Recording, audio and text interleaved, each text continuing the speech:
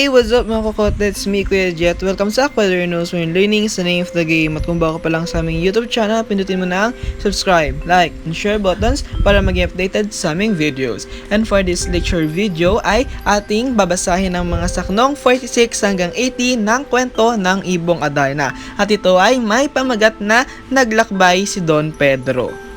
Nang sa Haring mapakinggan ang hatol na kagamutan, kapadakay inutusan ang anak niyang panganay. Si Don Pedro'y tumalima sa utos ng Haring ama, iginayak kapag daka kabayong sasakyan niya.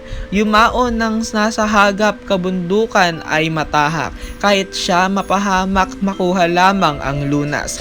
Mahigpit na 3 buwang binagtas ang kaparangan, hirap ay di ano lamang sa haba na nang nalakbay. Isang landas ang nakita, mataas na pasalunga, inakyat ng buong sigla, katawan man ay pata na. Sa masamang kapalaran hindi sukat na asahan, nang sumapit sa ibabaw kabayo niya ay namatay. Di ano ang gagawin pa'y wala nang masasakyan siya, dala-dalahay kinuhat sa bundok ay naglakad na. Sa masamang kapalaran ang prinsipey nakatagal, narating ding mahinusay ang tabor na kabundukan.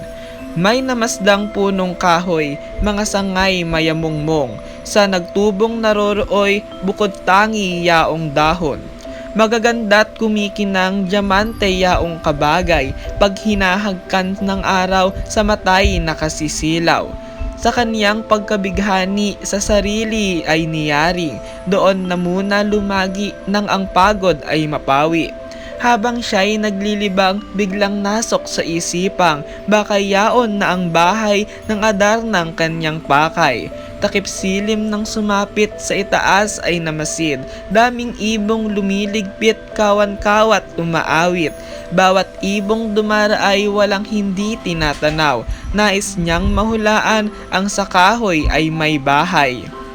Ngunit laking pagtataka ni Don Pedro sa napuna, ang kahoy na pagkaganda sa mga iboy o lila. Walang isa mang dumapo, pagtapat ay lumalayo. Mano bang marahuyong sa sanga muna'y maglaro? May maghagis man ng tingin, saglit lamang kung mag-aliw. Sa lipad ay nagtutulin parang ayaw na mapansin. Latag na ang kadiliman ang langit kung masayaman, ang lungkot sa kabundukan kay Don Pedro'y pumapatay. Ngunit kahit anong lungkot inaaliw rin ang loob, sa kahoy siya ay nanubok baka anya may matulog. Patuloy ang paglalayag ng buwan sa alapaap, sa dahon ng piedras platas ay lalong nagpapakintab.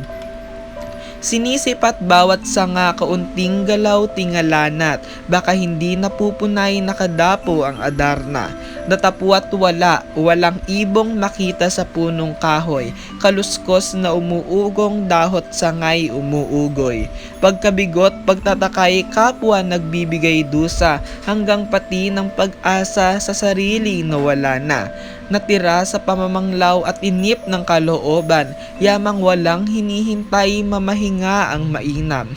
Magparaan ang magdamag sa umaga na lumakad, pagod kasi kaya agad nangulaylay ng panatag. Tila naman isang tuksot kasawian ni Don Pedro, ang Adarnang may engkanto dumating ng di naino. Iboy marahang lumapag sa sanga ng piedras platas, balahiboy pinangulag, nagbihis na ang magilas.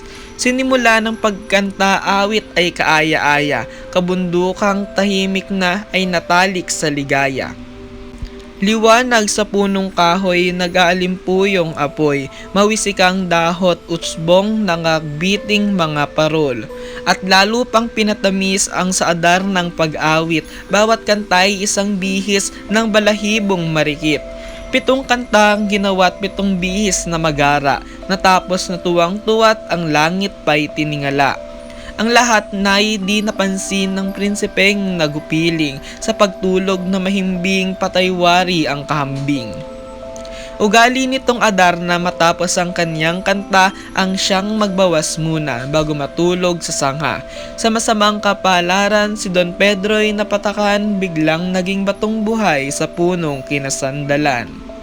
Wala na nga si Don Pedro, sa tabor ay naging bato, at sa di pagdating nito ang Berbanya ay nagulo. Kung may mga katanungan at nais kayong klaruhin sa inyong mga modules at online task, ito'y ikomento lamang sa ating comment section at ito'y ating sasagutan.